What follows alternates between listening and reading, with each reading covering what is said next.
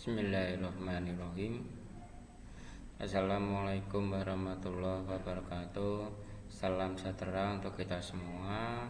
Semoga mahasiswa dan mahasiswi diberi kesehatan berpanjang sehingga kita bisa bertemu dalam mata kuliah hari ini, akuntansi perpajakan. Baik, untuk mata kuliah hari ini nanti kita akan membahas yaitu tentang ketentuan umum dan tata cara perpajakan. Ya, dengan saya sendiri, Pak Eka Satria Wibawa.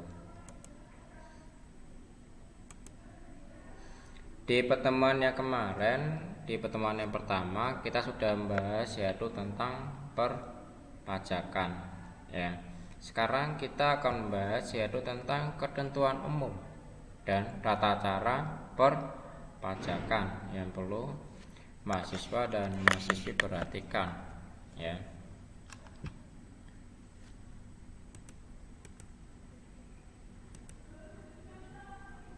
Tujuan perkuliahan nanti diharapkan mahasiswa dapat memahami yaitu tentang ketentuan perpajakan, ya, dan supaya mahasiswa dapat memahami menjelaskan tentang ketentuan perpajakan dan tatarannya, ya. Itu mohon perhatikan sekali. Nah, baik, sekarang kita lanjut. Jadi berdasarkan Undang-Undang Nomor 6 ya tahun 1983 sebagaimana telah diubah dengan Undang-Undang Nomor 9 tahun 1994 dan Undang-Undang Nomor 16 tahun 2000, yakni tentang perubahan kedua Undang-Undang Nomor 6 tahun 1983 dan selanjutnya Undang-Undang Nomor 28 tahun 2007, yakni tentang perubahan ketiga Undang-Undang Nomor 6 tahun 1983 yang terakhir, ya. Jadi Undang-Undang Nomor 16 tahun 2009 yakni tentang perubahan ketiga Undang-Undang Nomor 6 tahun 1983 mulai diberlakukan Januari tahun 2010. Ya, beberapa pengertian dalam bidang perpajakan yang harus diketahui.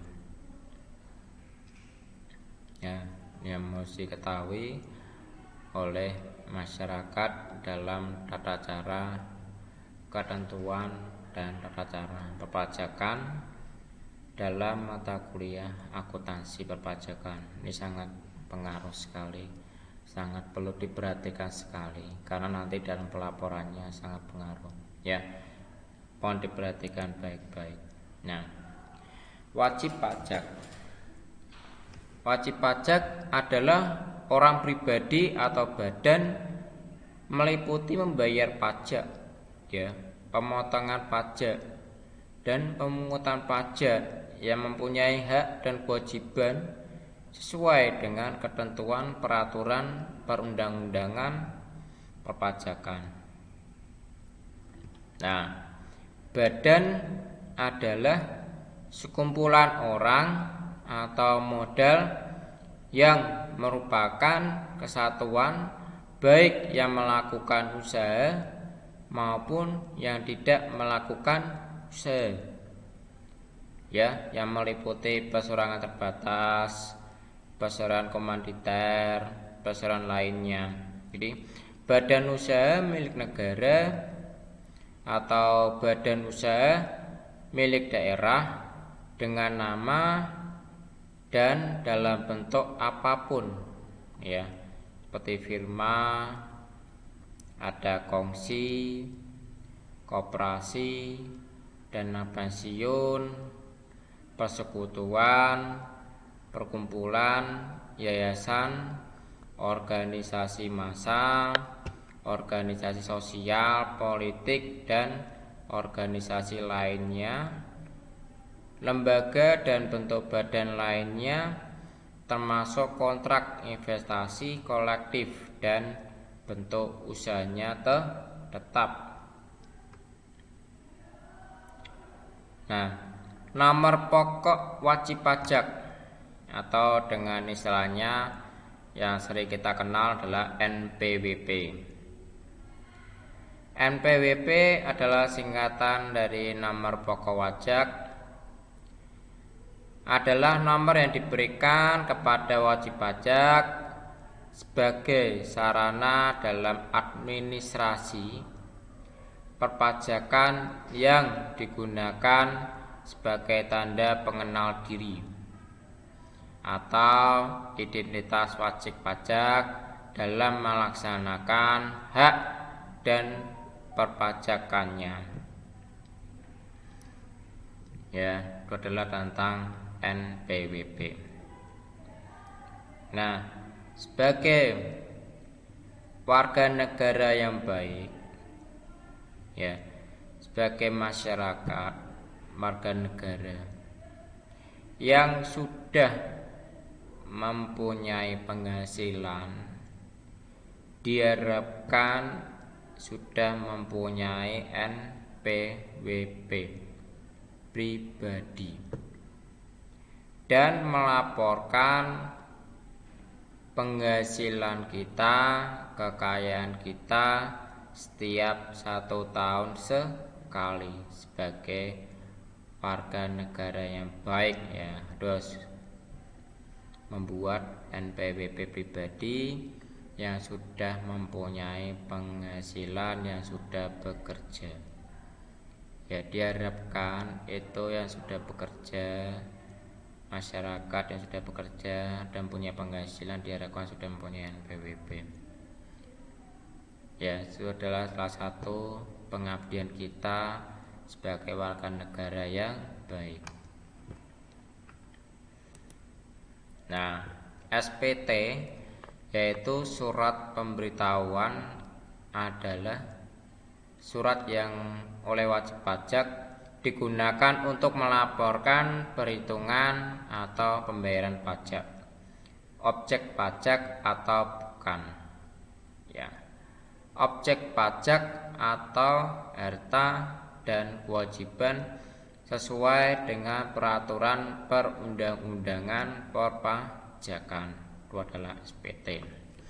Surat pemberitahuan tahunan, SPT, ya. Nah, terus ada SPT masa. Kalau SPT masa yaitu surat pemberitahuan untuk suatu masa pajak, ya, itu dilaporkan setiap 1 bulan sekali atau 3 bulan sekali. Ya, itu yang perlu diperhatikan kalau SPT masa. Kalau surat pemberitahuan SPT tahunan, yaitu surat pemberitahuan SPT tahunan adalah surat pemberitahuan untuk suatu tahun pajak atau bagian tahun pajak. Ya, itu perlu perhatikan sekali. Bisa ulangi lagi, ya. Jadi kalau surat pemberitahuan adalah surat yang oleh wajib pajak digunakan untuk melaporkan penghitungan dan atau pembayaran pajak, objek pajak atau bukan. Ya, objek pajak atau harta dan kewajiban yang sesuai peraturan perundang-undangan perpajakan. Nah, kalau surat pemberitahuan SPT masa, yaitu surat pemberitahuan masa adalah surat pemberitahuan untuk masa pajak 1 atau 3 bulan. Nah, kalau surat pemberitahuan SPT yaitu surat yang pemberitahuannya untuk 1 tahun pajak atau bagian tahun pajak. Nah, selanjutnya surat ketetapan pajak kurang bayar tambahan. Ada surat ketetapan pajak kurang bayar tambahan atau SKPKBT. atau surat keterangan pajak kurang bayar tambahan, yaitu surat ketetapan pajak yang menentukan tambahan atas jumlah pajak yang telah ditetapkan.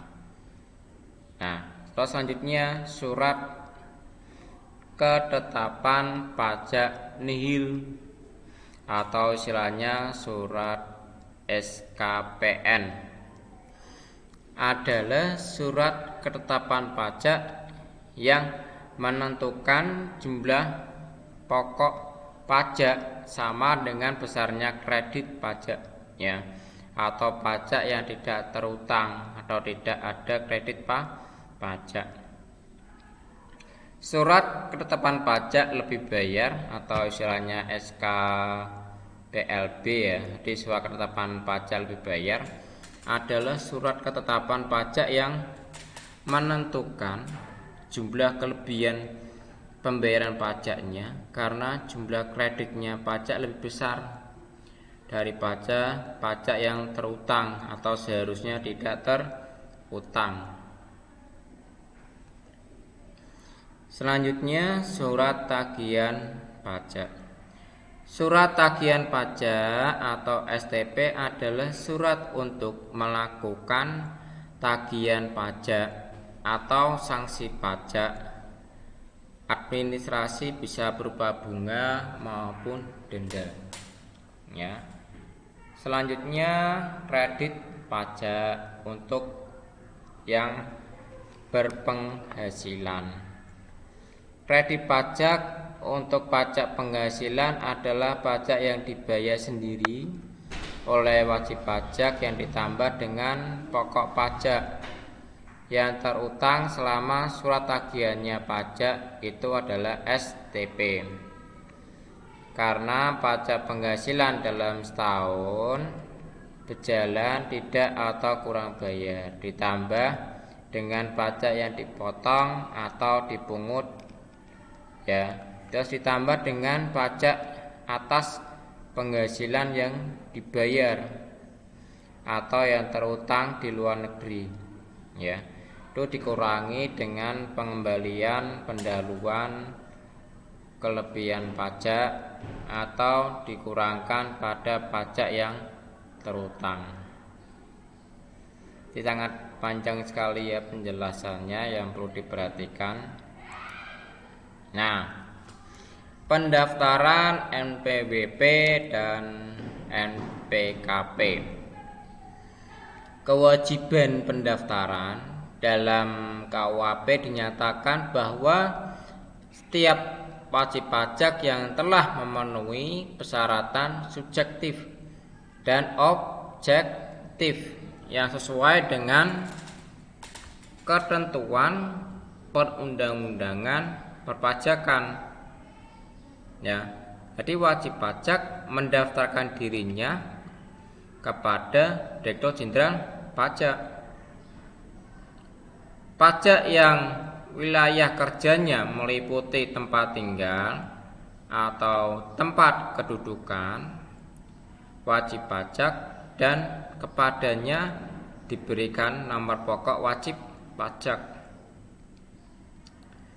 Nah, setiap wajib pajak yang menjalankan usaha atau pekerjaan bebas dan wajib pajak badan wajib mendaftarkan dirinya kepada Direktur Jenderal Pajak yang wilayah kerjanya meliputi tempat tinggalnya atau tempat kedudukan wajib pajak untuk dicatat sebagai wajib pajak dan sekaligus kepadanya diberikan NPWP paling lama adalah 1 bulan setelah saat usaha mulai dijalankan apapun fungsi NPWP-nya. Nah, kalau selanjutnya adalah fungsi NPWP. Fungsi NPWP itu apa? Sebagai kita yang telah memiliki NPWP atau istilahnya nomor pokok wajib pajak. Yang pertama sebagai tanda pengenal atau identitas wajib pajak dan sebagai sarana administrasi pajak ya, sehingga wajib pajak hanya diberi 1 NPWP NPWP. Sebagai sarana menjaga ketertiban dan pengawasan administrasi perpajakan, sehingga wajib pajak mencantumkan NPWP pada setiap dokumen perpajakannya. Jadi NPWP fungsinya adalah sebagai tanda pengenal atau identitas wajib pajak, sebagai sarana administrasi perpajakan, sehingga wajib pajak hanya diberikan satu NPWP ya, dan sebagai sarana menjaga ketertiban dan pengawasan administrasi perpajakan, sehingga wajib pajak mencantumkan NPWP-nya pada setiap dokumen perpajakannya. Nah, penghapusan NPWP. Penghapusan NPWP adalah tindakan menghapuskan NPWP dari data usaha kantor pelayanan pajak. Direktur Jenderal Pajak telah melakukan pemeriksaan, harus memberikan keputusan permohonan penghapusan NPWP dalam waktu jangka 6 bulan untuk wajib pajak orang pribadi atau 12 bulan untuk wajib pajak badan pada tanggal permohonan diterima secara lengkap. Dengan penghapusan NPWP ini bukan berarti menghilangkan kewajiban perpajakan yang harus dilakukan ya. Penghapusan ini dilakukan Direktur Jenderal Pajak dengan syarat 1. Diajukan permohonan NPWP oleh wajib pajak atau ahli waris apabila wajib pajak tidak dapat lagi memenuhi persyaratan subjektif dan objektif sesuai ketentuan peraturan perundang-undangan perpajakan ya. Terus yang kedua, wajib pajak badan yang dilikuidasi karena penghentian atau penggabungan usaha. Yang ketiga, wajib pajak bentuk usaha tetap menghentikan kegiatan usahanya di Indonesia atau dianggap perlu oleh Direktur Jenderal Pajak untuk menghapus NPWP dari wajib pajak yang sudah tidak memenuhi persyaratan yang subjektif atau objektif sesuai dengan ketentuan peraturan perundang-undangan perpajakan. Itu yang perlu diperhatikan pada saat penghapusan NPWP. Nah, fungsi pengukuhan pengusaha kena pajak adalah sebagai identitas pengusaha kena pajak, sarana untuk melaksanakan hak dan kewajiban di bidang pajak pertambahan nilai atau istilahnya dengan nama PPN, dan pajak penjualan barang mewah atau istilahnya dengan sebutan PPNBM, yaitu sebagai alat pengawasan administrasi perpajakan. Sanksi yang tidak mempunyai NPWP atau NPPKP. Dalam KUP, Ketentuan Umum dan Tata Cara Perpajakan, dinyatakan bahwa bagi wajib pajak dengan sengaja tidak mendaftarkan diri atau menyalahgunakan atau menggunakan hak tanpa NPWP, pengukuhan PKP sehingga dapat menimbulkan kerugian dan pendapatan negara, diancam dengan pidana penjara paling singkatnya adalah 6 bulan atau paling lamanya adalah 6 tahun, denda paling sedikit 2 kali jumlah pajak yang terutang yang tidak kurang bayar. Kewajiban pencatatan dan pembukuan pencatatan. Pencatatan adalah pengumpulan data secara teratur tentang peredaran bruto atau penjualan bruto dari usahanya dan penerimaan penghasilan lainnya dari luar usaha dengan tujuannya apa? Mempermudah perhitungan penghasilan kena pajak atau istilahnya PKP, serta mempermudah perhitungan PPN dan PPNBM. Apabila wajib pajak dalam memperhitungkan pajak penghasilan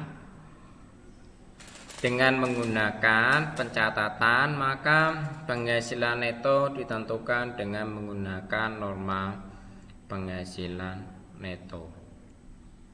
Ya, itu adalah tadi sanksi yang tidak mempunyai NPWP dan kewajiban pencatatan dalam pembukuannya. Ya, jadi sebagai warga negara yang baik, kita wajib melaporkan MPP kita, dan sebagai warga negara kita baik juga lah kita wajib membuat namanya NPWP, dan dimohon dengan menyalahgunakan dalam MPWP dan pencatatannya. Nah, Pembukuan adalah suatu proses pencatatan yang dilakukan secara teratur, ya, untuk mengumpulkan data dan informasi keuangan yang meliputi hartanya, ya, kewajibannya, modalnya, penghasilannya dan biayanya, serta jumlah harga pokok perolehan dan penyerahan barang atau jasa yang ditutup dengan menyusun laporan keuangan berupa neraca dan laporan laba rugi untuk periode tahun pajak tertentu. Ya. Pembukuan ini wajib dilakukan oleh wajib pajak orang pribadi dengan melakukan usaha atau pekerjaan bebas dan wajib pajak badan di Indonesia. Wajib pajak yang dikecualikan dari kewajiban menyelenggarakan pembukuan tetapi wajib melaksanakan namanya pencatatan. Ya. Wajib pajak orang pribadi yang melakukan kegiatan usaha atau pekerjaan bebas yang peredaran brutonya dalam setahun kurang lebih dari 4.800.000.000 boleh menghitung penghasilan neto menggunakan norma penghasilan neto. Nah, wajib pajak orang pribadi yang tidak melakukan kegiatan usaha atau pekerjaan bebas. Nah, itu mau diperhatikan sekali dalam pembuatan pembukuan. Nah, surat pemberitahuan tahunan pajak. Penghasilan wajib pajak yang wajib menyelenggarakan pembukuan harus dilampiri dan laporan keuangannya berupa neraca dan laporan laba rugi serta keterangan lain yang diberlakukan untuk menghitung besarnya penghasilan kena pajak. Nah, laporan keuangan sebagaimana dimaksud pada ayat 4 dalam Undang-Undang Perpajakan. Laporan keuangan dari masing-masing wajib pajak dalam hal laporan keuangan harus diaudit oleh laporan akuntan publik tetapi tidak dilampiri surat SPT, surat pemberitahuan tahunannya, yang dianggap tidak lengkap dan tidak jelas sehingga surat pemberitahuan dianggap tidak disampaikan. Ya, itu perhatikan sekali. Jadi kalau kita dalam aspek tahunan itu wajib membuat laporan keuangannya, ya, setiap 1 tahun sekali dilaporkan.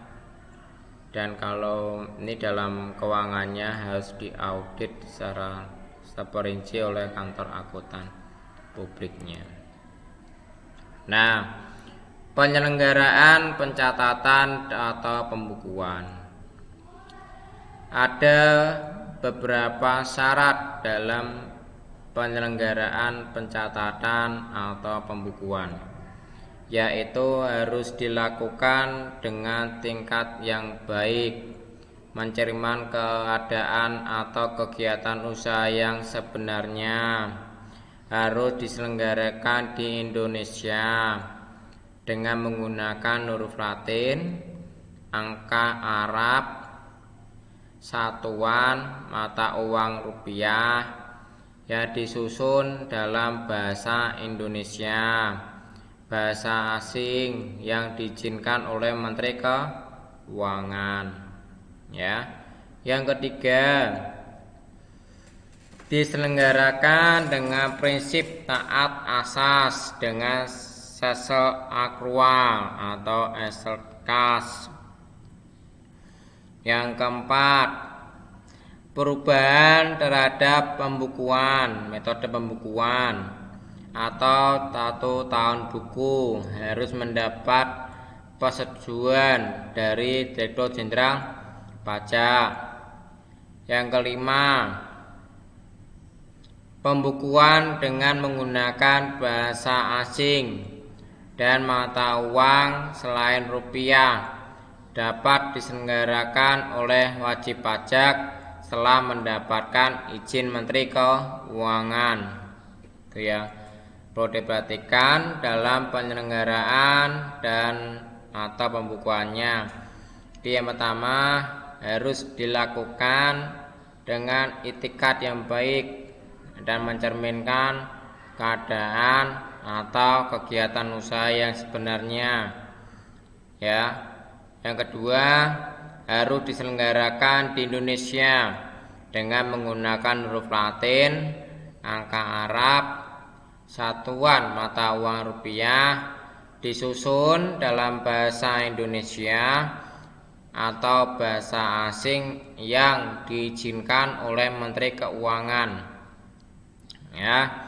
Yang ketiga, diselenggarakan dengan prinsip atas asas dengan sesel akrual atau sesel kas. Ya. Perubahan terhadap metode pembukuan atau tahun buku harus mendapat persetujuan dari Direktur Jenderal Pajak. Yang kelima, pembukuan dengan menggunakan bahasa asing dan mata uang selain rupiah dapat diselenggarakan oleh wajib pajak setelah mendapatkan izin Menteri Keuangan. Nah, formulir perpajakan, surat setoran pajak atau namanya SSP. Surat setoran pajak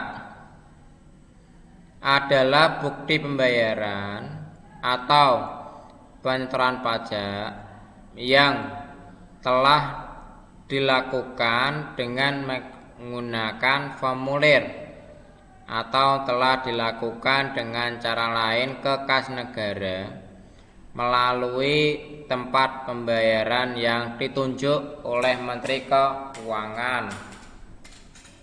Nah, selanjutnya surat pemberitahuan atau istilahnya adalah SPT.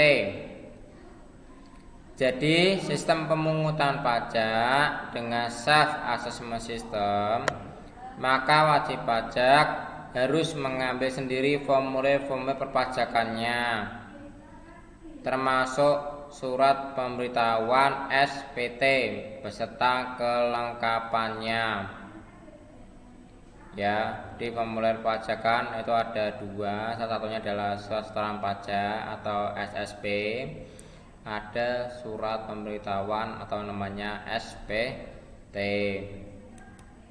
Nah, pembetulan SPT, apabila SPT yang sudah dilaporkan ke KPP masih terdapat keliruan, ketidakkebenaran, maka SPT yang keliru tidak benar, ya. Tersebut dapat dibetulkan dengan syarat sebagai yang dinyatakan pada pasal 8. Yang pertama, menyampaikan pernyataan tertulis dengan syarat Direktur Jenderal Pajak belum melakukan tindakan pemeriksaan, ya.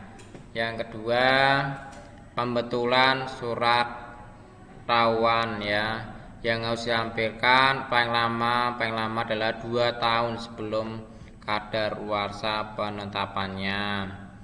Pembetulan sendiri surat pemberitahuan tahunan yang mengakibatkan utang pajak menjadi lebih besar, dikenai sanksi administrasi berupa bunga sebesar 2% per bulan atau jumlah pajak kurang bayar, dihitung sejak saat penyampaian surat pemberitahuan berakhir sampai dengan tanggal pembayarannya, dan bagian dari jumlah yang dihitung penuh 1 bulan.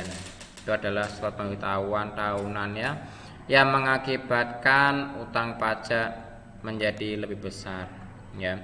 Dikenai sanksi administrasi berupa bunga besar 2% per bulannya atas jumlah pajak yang kurang bayar, dihitung sejak saat penyampaian surat pemberitahuan berakhir, ya, sampai dengan tanggal pembayarannya, ya, dan bagian dari bulan yang dihitung penuh dalam 1 bulannya. Pembetulan sendiri surat pemberitahuan masa yang mengakibatkan utang pajak menjadi lebih besar,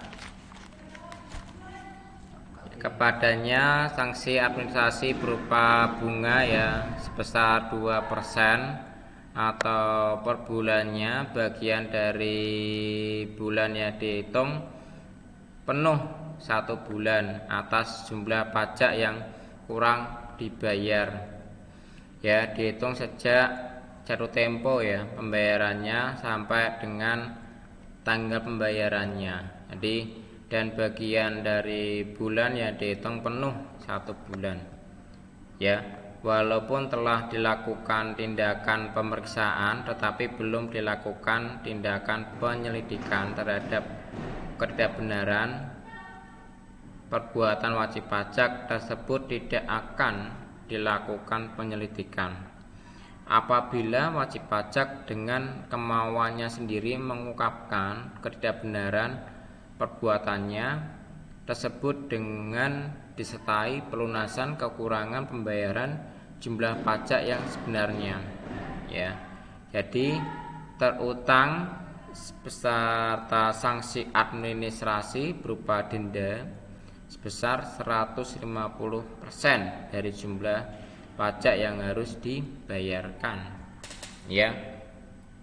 Nah, wajib pajak dapat membetulkan surat pemberitahuan tahunan yang telah disampaikan dalam hal wajib pajak menerima surat ketetapan pajak, surat keputusan, ya, pemberatan, surat keputusan pembetulan, keputusan banding atau putusan peninjauan kembali tahunan pajak sebelum atau berapa tahun pajak sebelumnya, yang menyatakan rugi fiskal yang berbeda dengan rugi fiskal yang telah dikompensasikan dalam surat pemberitahuan tahunan yang akan dibetulkan tersebut dalam waktu 3 bulan setelah menerima surat ketetapan pajak, surat keputusan keberatan, surat keputusan pembetulan,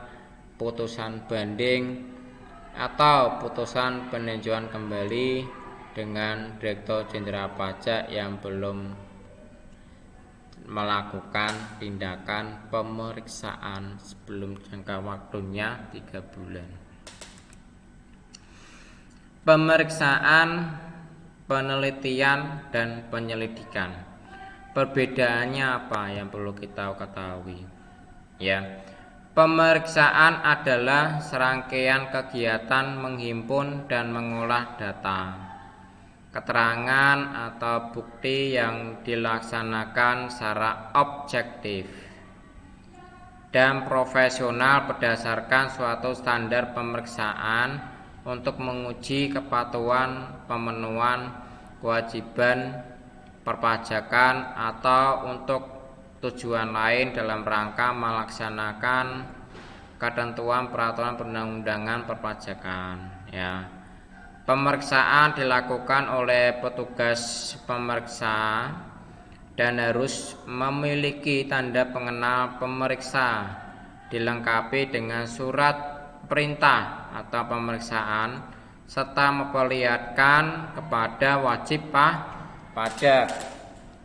Nah, yang kedua, penelitian adalah serangkaian kegiatan yang dilakukan untuk menilai kelengkapan pengisian surat pemberitahuan dan lampiran-lampirannya sesuai dengan penilaian tentang kebenaran penulisan dan perhitungannya.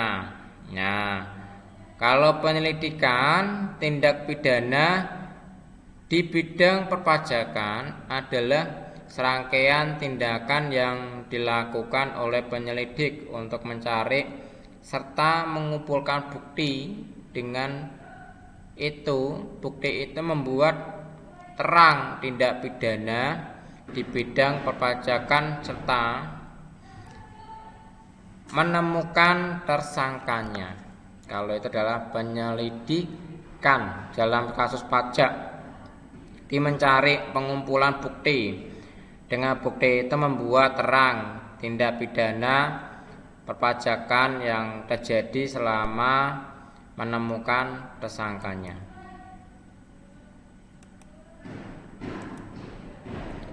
Terima kasih dalam mata kuliah hari ini. Nanti jika ada yang belum jelas, nanti bisa kita tanya jawab dalam mata kuliah hari ini. Terima kasih. Assalamualaikum warahmatullahi wabarakatuh.